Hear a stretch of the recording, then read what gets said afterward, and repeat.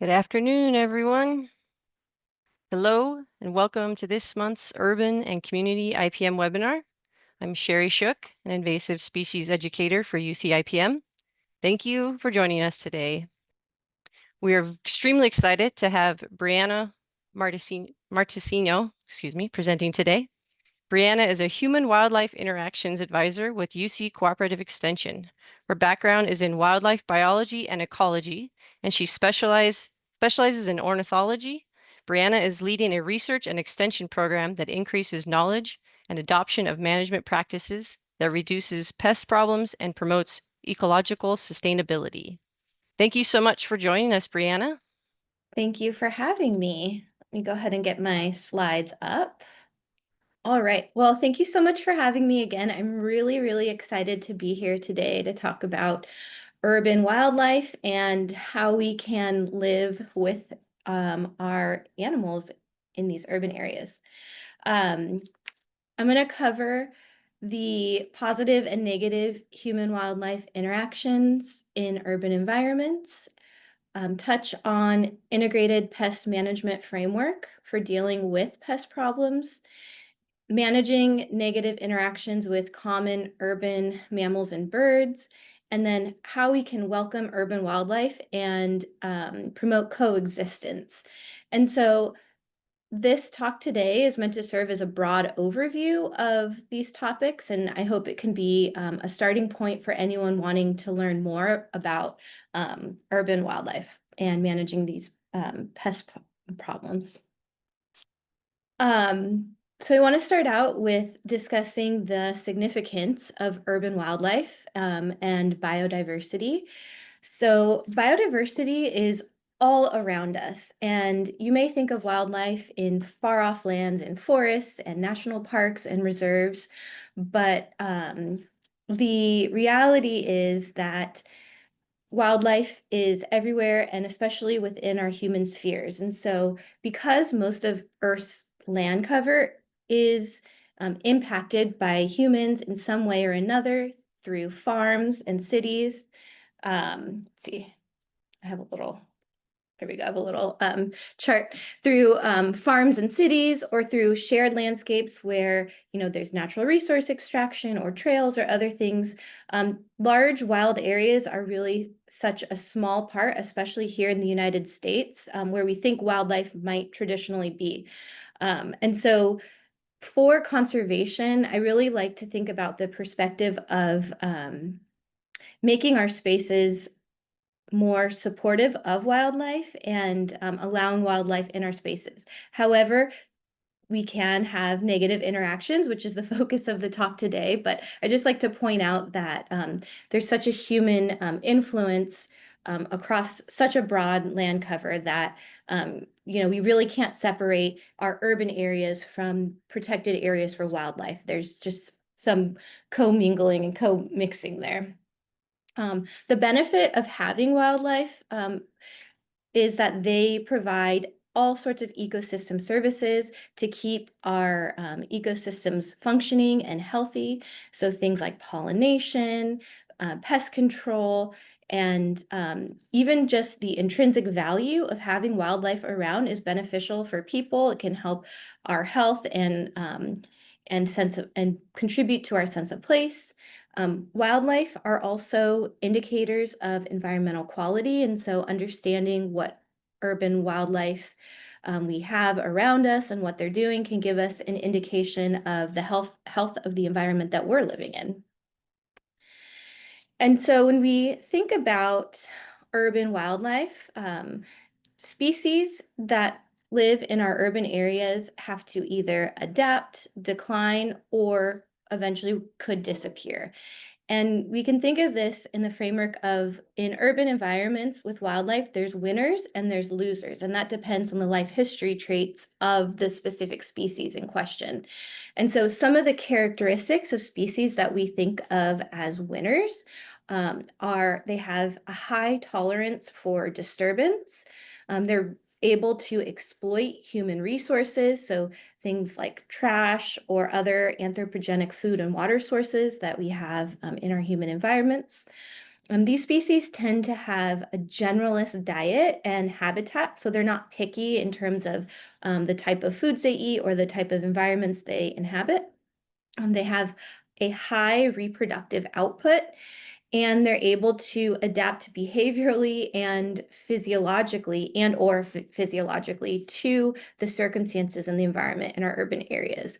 And um, yeah, some of the thing, well, let me go back really fast. This is a 20-foot statue of a pigeon in New York that was installed last year. And so I think it just goes to show that, even we can pay, tribute even to urban wildlife that many people think are pests, but also, people do value having them around as well. Um, so what is the impact of us on wildlife in our urban areas? And so when you think about a wildlife species compared to, their non-urban counterparts in urban areas, these individuals are experiencing habitat loss and habitat degradation. So the quality of the habitat can go down. So there's less habitat and it may not be as healthy or functioning ecosystems in other areas. Noise and light are a significant disturbance and also human presence on wildlife in these areas and can contribute to things like increased stress or lower reproductive output and impact populations in that way. Environmental contaminants can also have negative impacts and ultimately lead to increased mortality of species that are in and around these areas. Lastly, I introduced this concept ecological traps, and I want to go into it a little bit more. So how are cities functioning as either safe habitats or what we like to call an ecological trap for different wildlife species? And so if you start over here on the left-hand side of this diagram, the urban wildlife that you find within your city is really going to be dependent on what is in and around the surrounding habitats of that urban area. And so you can kind of think of that as like a filter. And so only certain species from the surrounding habitats are going to move in and inhabit urban areas. And it's really going to depend on what's already there. So that's kind of like the first filter. There are some species that are urban adapters that have spread from urban area to urban area, but that's less common overall in terms of like vertebrate animals. And so these species, once they're in our urban areas, they're interacting with things like I mentioned, like lights, anthropogenic food and water, pollution, all of what this diagram is labeled as urban ecological novelties. And so when they interact with those different novelties in urban areas, it can either create a safe habitat or it can create what I was mentioning, an ecological trap. And so if you look at this graph on the top right, an ecological trap is when the habitat preference and the fitness outcomes do not match up. So in the top, you can see that the squares are the habitat preference. And so they may have, a high preference for an urban area, but the circles are the fitness. And so those lines or those kind of like measures or those effects are not matching up. In safe habitats, you would see the preference for a habitat and the fitness outcomes are matching up. And so those habitats are kind of giving reliable cues. And so I think that is important to think about when we're thinking about dealing with wildlife in our urban areas, are already dealing with so much and also could, be attracted to these habitats that aren't actually serving them and causing them to have declines. But like I said, when we do live with wildlife, we do experience situations where wildlife become pests. And these can be really significant issues, and we often need to address them because they can cause property damage, they can cause significant landscape damage. There's the risk of disease transmission. Um, they can interact with us, with children, or with our pets, and they can have negative interactions through attacks or even resulting in bites from wildlife. Um, Having wildlife in our urban areas, there's a lot more cars, and wildlife aren't necessarily all evolved to understand what a vehicle is and to get out of the way of that. So, for example, deer in the headlights is a common example of that. Another one is skunks. Their defense is to turn around and show their tail and spray. And so that's why we see skunks as really common as roadkill, because they don't recognize that car as something they need to get out of the way of. They're just trying to show, look, I'm big and you don't want to come near me. And that doesn't typically work. And so those can cause put humans in unsafe situations as well. And then lastly, the last bullet point, scale of management. So sometimes human wildlife conflicts, especially in urban areas, actually become human conflicts. And that's because we're all think of a neighborhood, and we all have our houses next to each other on a suburban street. And something that your neighbor does could impact and affect what's happening, where you're living. And so one example of that would be if your neighbor has their backyard's just packed with things, and it creates a perfect breeding ground for rats. And those rats continually breed and then continue to move into your yard. So now you have a rat problem, but to address that, you actually have to address, something with your neighbor's behavior, and that can really complicate and make these situations really, really tricky. In addition to dealing with wildlife, especially vertebrates, they're smart, they're tenacious, they're persistent, and there's not, a ton of things that we can do in all situations. So it can just um, make all of these sorts of things very tricky and nuanced. So if you take away anything from the talk today, I hope that it's this slide. And so these are, let me see this. These are our actions, the things that we can do to address pest problems in general, especially vertebrate wildlife pest problems. And depending on the species or the situation, you may apply these in different orders or with an emphasis on different tactics. But overall, so the first thing on this list is inspection and monitoring. So always, always, always finding problems early and even preventing them is going to be really important for the success of managing a pest problem. If you can find something and deal with it early, it's going to be so much more easy to deal with if it's further progressed. The next thing is habitat modification. So often wildlife are attracted to our urban areas and become pests when they're looking for food, shelter, water. And so removing those resources or things that attract wildlife can be very beneficial. Sanitation. And so this is having a clean yard or a clean area. Trash is secured properly, or any food is secured and, not able to be accessed by the animals. Exclusion is a really big one. Closing entry points on buildings and structures can be really, really, really helpful. Um, Mechanical control. So one example of this is lethal trapping.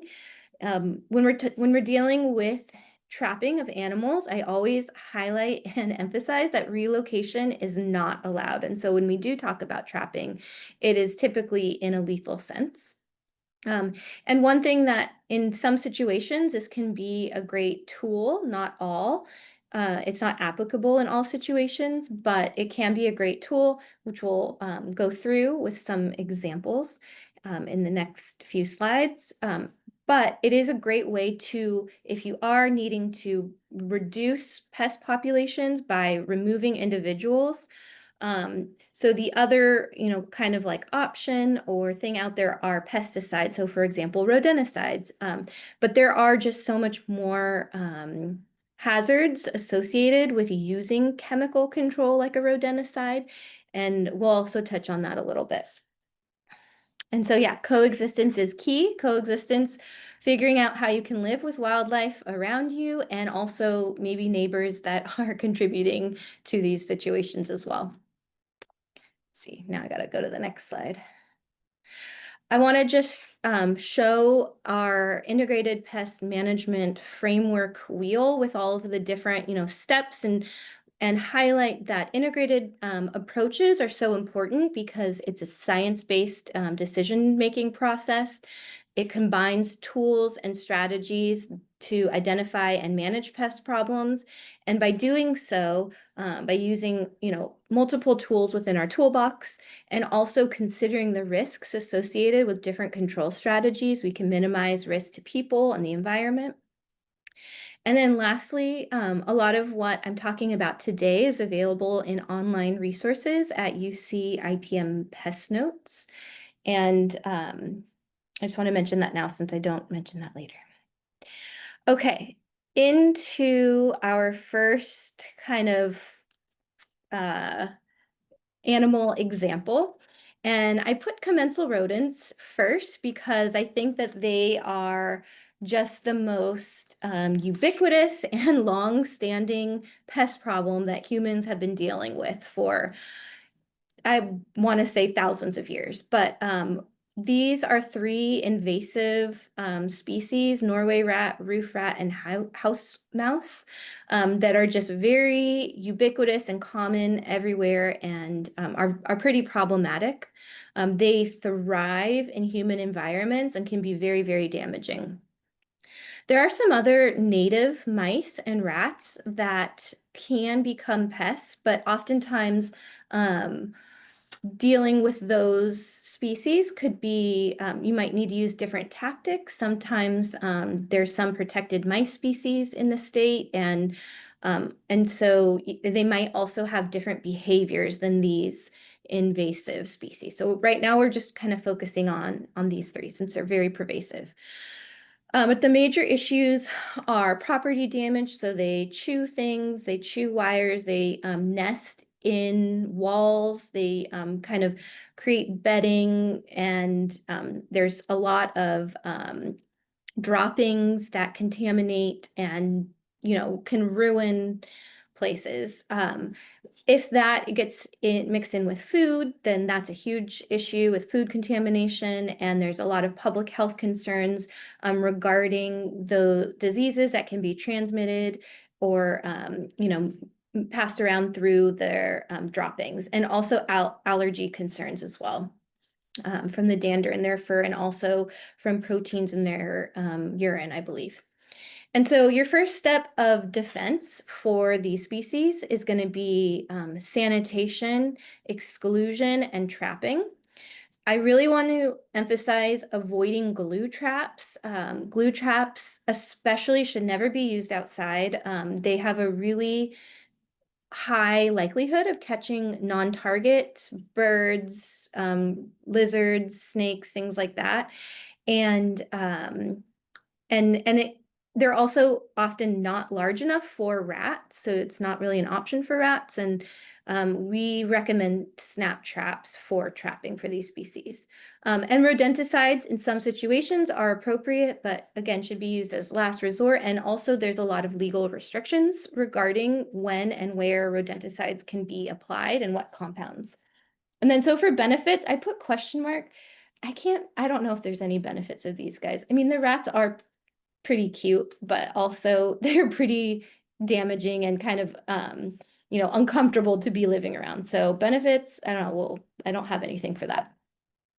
Um, but I do want to touch on exclusion and sanitation because these are going to be so important. For exclusion on a structure, you have to consider that rats can fit through a 1/2 inch opening and house mice can fit through a 1/4 inch opening. So this can be really, really tedious and time consuming, but it can have really good results. Also, this picture of the house with all of these little arrows is just indicating that, it's not just going to be one or two locations. There's going to be many, many locations. So even including, debris piles or, drop landscape like vegetation droppings from trees, things like that, under eaves, pet food, and waste. All of that stuff is something that you would want to consider for in this situation. And then here's kind of a little flow chart showing the use of rodenticides. And so often they're applied in these bait boxes by pest management professionals. And when a rat or mouse eats a rodenticide, they don't die right away. And so they can still be found and picked up by predators. And when those predators feed on a poisoned mouse or rat, they can also become poisoned themselves. And if it's a large enough dose, they can become sick, they can become disoriented, and it can even lead to death. So the caution with rodenticides is just that it's one of these compounds that even used under label, as according to law, there's really no great way to 100% prevent it from getting out and getting into the food chain. And so um, it's just something that should be discussed and understand before it comes to using a rodenticide. So on to tree squirrels. Tree squirrels are, I would consider them more of a garden pest. They are incredibly agile, persistent, tenacious, and it's one of the things that has attracted people. So over in the history of the state and the United States, there's been introductions of non-native squirrels. So I think to even the Sacramento Capitol and some even in the Bay Area, people historically illegally have brought squirrels and started, so that's why we see species that are non-native like our eastern gray squirrel and our fox squirrel are sometimes, those started because people said, I really love seeing squirrels back in the East Coast and they're not out here as much. So, but now they're here and they're very persistent in a lot of our urban environments. At the top is our western gray squirrel. That's one of our native squirrels. We have a few different native squirrels, especially, associated in other forests, but this is a common one in kind of oak woodland, oak savanna habitats that you may still also see around. And in some areas, they do still go into urban areas. But the major issues with squirrels are that they destroy gardens. They dig and bury acorns in landscapes and in potted plants. They raid bird feeders, and you can see some photos at the top here. They can also create nests in attics or eaves that cause problems. So for management, exclusion is really important. Habitat modification, lethal trapping is an option in some situations, but not all. There are really complex regulations regarding the management of tree squirrels because they are classified as a game species and they actually have, you can get a hunting license and learn all the rules and regulations of the squirrel hunting season. And so that kind of goes into some of the regulations in terms of trapping. And of course, this is a really common one that people think they can just trap and take somewhere and let go.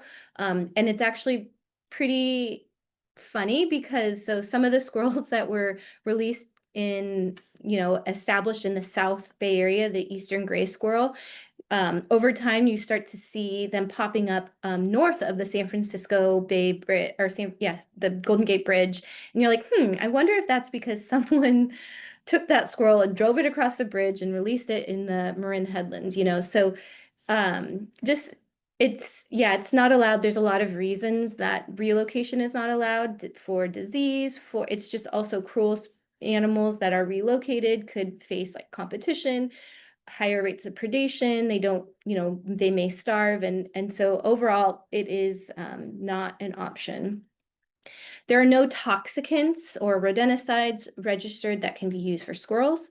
And also, frightening devices and repellents have not been shown to be effective. So often it's not worth wasting your money on some of those items that you can go on Amazon or to a garden store and see all sorts of products, aimed at something like that. But squirrels are really important for seed dispersal. They can regenerate forests. And also, like I said, that sometimes people are just love watching squirrels because they're cute. So just to elaborate a little bit on exclusion and trapping. So it's really difficult to exclude squirrels from everywhere, especially, so you can see this picture on the left. They use this baffle so that the squirrel couldn't climb up the tree. Well, if you see, it's actually, there's a squirrel on the top of that bird feeder, and they probably climbed up that tree on the right and jumped over, because squirrels can jump about 10 feet. So it makes exclusion really difficult. But if you do have some situations where exclusion from gardens or from, accessing areas to nest on structures, like that could be really successful. And also, do not feed squirrels. I think someone mentioned that it was a trend to feed squirrels in parks, and that can just habituate. I mean, don't feed any wild animals. That just habituates them to humans and can cause them to get into trouble and, rely on humans and become more likely for them to become pests and get in trouble in the future. Other garden pests, gophers and moles. So the first thing here is identification of damage. And they look very similar, a mound in the ground, and they can cause different problems. So the mounds can disrupt seedlings, but it can also damage turf. And gophers, because they eat vegetation, they're going to be chewing roots underground, which can impact the health of trees and perennial plants. They can girdle and kill trees. But moles actually are insect eaters, so they're not causing that sort of damage, but people do, a lot of times, depending on where they are, don't want those mounds in their landscape turf, for example. So exclusion, trapping, biological control, and poisons are typically not recommended, not for moles. And for gophers, trapping is the most effective way to control gophers. And so it's just something that is not needed and not typically recommended. But burrowing rodents are really important for soil aeration, and they also provide a lot of food for our predators, hawks, snakes, and coyotes, bobcats, things like that. So here's some examples of gopher trapping, exclusion, and biocontrol. So the gopher traps look really crazy and hard to use, but there's videos online and YouTube videos for what to do and how to select the right gopher trap. But typically on the bottom left, you'll see how this gopher trap within a burrow system. And so they've dug out the mound to expose those burrows, and there's instructions for how to kind of like figure out where to dig and how to do that. And then there's a trap on either side of the burrow. So when that gopher sees this opening in their burrow system, they're going to come either from one direction or the other to try to close it up. And so that's the point of putting one trap on either side. For raised beds, especially within an urban scale, so this is really difficult in terms of like larger agricultural scales, but in an urban scale, I recommend just using hardware cloth and, protecting the bottom of those beds from any animals being able to like come up in that gardening area. There's also baskets that you can use around perennial plants, and I think that if you do have gopher issues, that could be a good option to protect your plants. And then lastly, owl boxes. Owls eat thousands of rodent or gophers every year, and but it's not necessarily going to immediately stop your gopher problem if you put up an owl box. It can help and it can attract predators to consume, rodents around your area, but it's not, it's not something that's going to immediately fix your problem.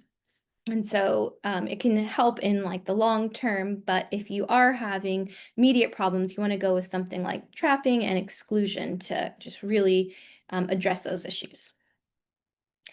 Okay, moving on to our mid-size mammals. So our raccoons, our possums, and our skunks, and they really get a bad rap in urban areas just because they are a little bit larger than a squirrel, maybe can get into a little bit more trouble. And also we probably see them a little bit more than mice and rats, which are really small and harder to visually see right away. But sometimes they can cause similar damage. And so you may also only have the damage to go off of. And in that situation, you could use trail cams or motion activated cameras on an area to kind of figure out who you're working with. But their major issues are raiding trash. They are leaving like their droppings around, which is an issue. They can also cause structure damage. Sometimes they can even nest in attics or under decks, places we don't want these animals to be. And they can cause landscape damage, ripping up gardens or turf, and they have interactions with pets and vehicles, like I mentioned, and also the risk of disease transmission. They also carry things like fleas and ticks, but also one thing I want to mention is that possums get a really bad rap, but they're actually really beneficial because they even eat ticks. Cockroaches and raccoons can also be eating things like mice and rats, and so even though they're maybe considered pests themselves, they're also helping with other pests in a sense. And so thinking about what to do if you have any of these guys walking around your yard, you want to secure your trash, compost, and pick up fallen fruit. So oftentimes they kind of have this route that they travel looking for food. And if you have all this fruit on the ground, they're definitely going to take advantage of that. Closing entry points under decks and attics. So if you do have an animal kind of in there, you definitely want to make sure that it's out, that maybe it's babies, it's not having babies at that time that are going to be trapped inside, but waiting for them to leave and closing off those points.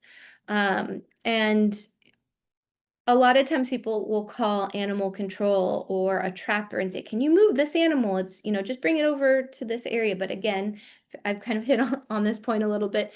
If you are doing that legally, they're being euthanized. So no matter what any trapper tells you, they are legally not allowed to take an animal from your property or your area where you're living and move that animal. So sometimes I've heard of it being misrepresented or misconstrued, that people think like, oh, they're just taking it and moving it.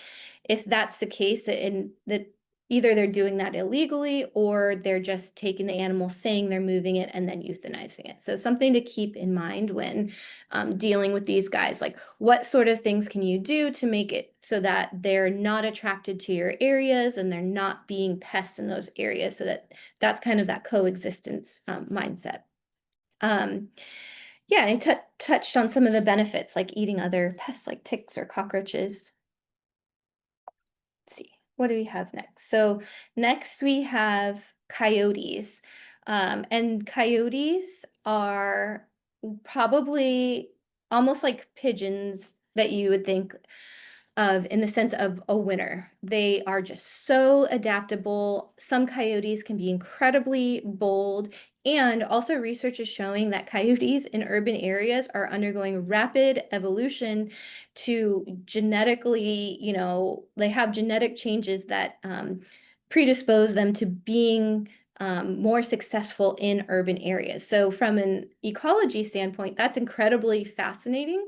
But from a pest management standpoint, coyotes, are larger than any of the animals we've talked about and can, there's more risks in terms of attacks or interactions with pets. And so it is something we want to think about carefully in terms of dealing with for a pest situation. Um, so this top picture here, where it says "Do not approach or feed coyotes," this is actually in the Marin Headlands, just north of the Golden Gate Bridge, just north of San Francisco. And they are commonly having guests that are visitors or tourists that are approaching coyotes. Some residents are even feeding coyotes. And what the problem with that is that when coyotes are becoming, they're bold and adaptable, like I said, and when they become habituated to being near people, that's when they can get in trouble. We want our wildlife in urban areas to stay wild, and that's critical for them and critical for us. And so this bottom kind of diagram is kind of indicating a food web. So coyotes have such a diverse diet in our urban areas, from squirrels and rats, deer, rabbits, trash, even feral cats or not house cats, but like outdoor cats can be part of the diet of a coyote in an urban environment. So that's also one of the issues because that's something we obviously don't want. But I put this picture of this chihuahua in a I'm blanking on the name, just like a coyote vest. So they do sell these things for people who have common interactions with coyotes in their area that, your pet can wear that protects them just a little bit. Obviously, you need to have responsible pet ownership. And if you do know you have coyotes in the area, not leaving chihuahuas outside unattended, or any dogs or cats for that matter, is going to be really important. You also kind of have to think about, if we are living in an area where coyotes uh, um, are frequently spotted, it's you you want to think about that coexistence, because we while they are coming into these urban areas, a lot of times it is because, our urban areas were built on their original habitat. And so thinking about, if we are moving into those areas, we don't just get to lethally remove or all of the coyotes. And actually that tactic is shown to not work because it can cause a vacuum effect. And actually coyotes have been shown to increase breeding, increase their reproductive output so they can have more pups in areas where they sense good habitat and not a lot of competitors or other coyotes around. And so removing coyotes is not actually thought to be a great strategy, because nearby coyotes will just up their reproduction and you'll have more coyotes before you know it. I know that with the California Department of Fish and Wildlife, they will remove problem coyotes if it gets to a certain point. And so, there are situations, especially coyotes that have got habituated or want to eat from, food that humans are leaving out. Oftentimes, those are the ones that will be removed by the state because it's for to protect the public interest and public nearby. Um, let's see, what else have I not addressed on here? So, like I said, they can have interactions with pets. They can have interactions with people. It is more rare, but it's not a non-zero chance. Like, it does happen. And it has been documented occasionally. And so one point with that is that hazing can be, if you have a persistent coyote, and let's see, gotta go to the next slide. Hazing can be a really important strategy. And so here's some by the Project Coyote, some suggestions for how to effectively haze coyotes in urban areas. And basically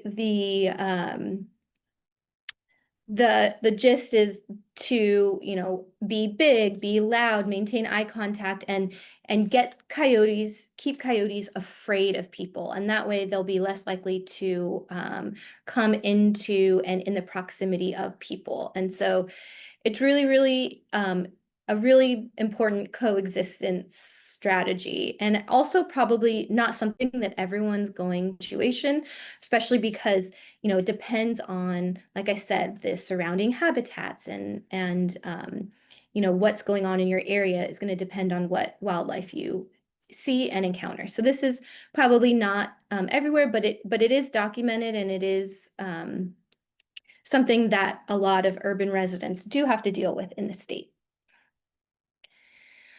Birds. So I could give probably a whole hour talk just on this slide. There's so much to cover because the thing about birds is that they're so diverse in terms of breeding and diet and their behaviors. And the management actions are they vary so widely. And so some of the common issues that span across birds are just their bird poop. They can harbor parasites that can transmit to people or disease. Nesting on structures or buildings or anything can be problematic for a variety of reasons. It can cause damage. And then sometimes on the coast or on the piers where there's a lot of gulls or at outdoor food areas, birds can kind of like mob and beg and try to like pick up scraps. So that could be problematic. So the first thing in that situation is, sanitation, making sure that that food does not exist, that they can access on a regular basis, habitat modification, and then exclusion is probably going to be one of the most effective strategies. And that's because, so the last one on here is frightening devices. Birds are incredibly smart and become habituated to things. So things like frightening may be useful in very certain situations for a short duration of time, but it's not something that you can rely on for a long-term strategy to disperse birds. Birds provide a lot of benefits, a lot of ecosystem services. They provide, pollination, pest control, seed dispersal, vultures that eat carrion on the side of the road are, preventing disease transmission. And they really provide, like squirrels, because they're in our sphere and we can see them, they really provide this connection to nature that is really important, especially for urban and city dwellers. And let's see. I want to show some structural exclusion techniques. There are professional companies, so especially if this is in a restaurant or a warehouse or some big sort of um, commercial operation, there are companies that sell products that can, help. So like screens for warehouse doors so that birds don't fly in, or little, things that create a sloped edge so birds can't perch or nest. Bird spikes are a really common one, but at the individual level, just for the average person, anywhere where you're living, birds could still try to go into like openings on your house or vents like on the left here. And so you can also use strategies to like block those things off if you notice that birds are trying to use those things. So yeah, exclusion is really important. And if you can think of exclusion, that's probably going to be more successful than many of the other strategies for birds. Okay, so what's good for them is good for us. And I really like this slide because when I think about animals in general, I think about how the habitat, like animals really map on to the habitats that are there and that are available. And so thinking about like plants and vegetation, and in cities, these things might not only promote wildlife, but they can also be really good for humans that are also living in those cities. So here's just a variety of things. So, reducing smog, regulating temperature, reducing noise, or just, feeling like you're seeing something living is just generally good for our health. Um, and so, yeah, so kind of for the last thing, I just want to touch on, welcoming urban wildlife into our spheres. And so, um, some things you can do, like plant native vegetation, provide clean water sources, shelter and nesting space, wildlife friendly food sources, and thinking in terms of planting plants that provide those resources, avoiding pesticide use, in your landscapes, building habitat complexity, and then also responsible pet ownership, which I'll touch on in a second. But first, I want to show some handouts, things available online from the Xerces Society, and they really focus on insects and pollinators, but these are also things that are really good for other native vertebrate wildlife, and they have recommendations on plants. The California Native Plant Society on their website has information on urban gardening, how to maximize habitat, and then especially in urban areas, which can be very problematic, are homeowners associations or other just people in your neighborhood that think that if you plant native plants in your front yard, that you're reducing their home value, or you're making it look bad.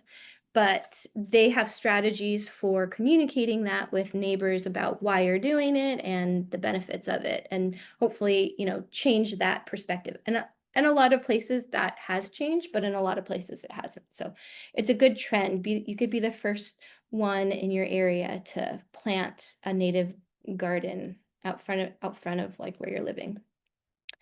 And hopefully your neighbors will catch on and do the same. Um, Responsible pet ownership. I just want to touch on this, especially keeping cats indoors is not only good for cat health and longevity, it reduces their disease and exposure to elements. It also prevents them from killing up to 4 billion birds and 6 to 22 billion mammals annually. So cats um, are kind of get a bad rap in terms of preying upon our native wildlife, and keeping dogs on leash, especially if you're taking a walk in a park or a natural area nearby an urban area, can help prevent those dogs from scaring or disturbing wildlife. If you want to learn more, there's so many books about urban wildlife. I really like this Nature's Best Hope, and it talks about, um, bringing these plants and habitats to our yards, and if everyone did that, like what an impact we could have. It's really great. There's the Merlin app by the Lab of Cornell Ornithology, and you can turn that on and it will record bird song and give you suggestions for what you could possibly be hearing.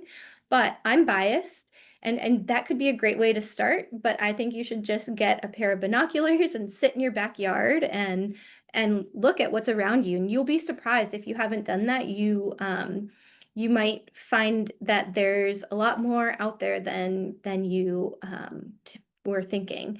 And you can do that at different times of day and different times of year. Like birds and other animals have different behaviors at different times of the year, like during breeding or migration. And so I think that's a really great way to just connect to nature in your yard. And this is my last slide. I just want to highlight some opportunities for people to participate. So if you are excited about any of these things, and you do start documenting bird species in your yard, you can share your sightings on eBird. If you are on a walk or a hike and around anywhere, actually, it doesn't have to be urban, you can use iNaturalist to document that observation. And that's a really great tool. So many observations and way that actually researchers utilize that information to understand different wildlife and different habitats. And it's not just vertebrate wildlife. I think it's also invertebrates and maybe plants. I'm not sure. And then lastly, over here on the right, there's a map of California with all of these blue dots, and these are all of the licensed wildlife rehabilitation clinics in the state. They largely run on volunteer time, It's a really great way to get hands-on experience with wildlife and learn about caring for rehabilitated animals and wildlife issues in your area. So that's a great way if you have time or want to donate to those places. It's a great way to have an impact. All right, with that, if I can get to my last slide, that's what I have for you today. Thank you so much for listening. My email is here, bmartinico@ucanr.edu. I have a QR code to my wildlife program, but I'm told we will be also sending out links, so I can include that in there. And I think I may have a few minutes for questions. Awesome. Thank you, Brianna. That was a great presentation.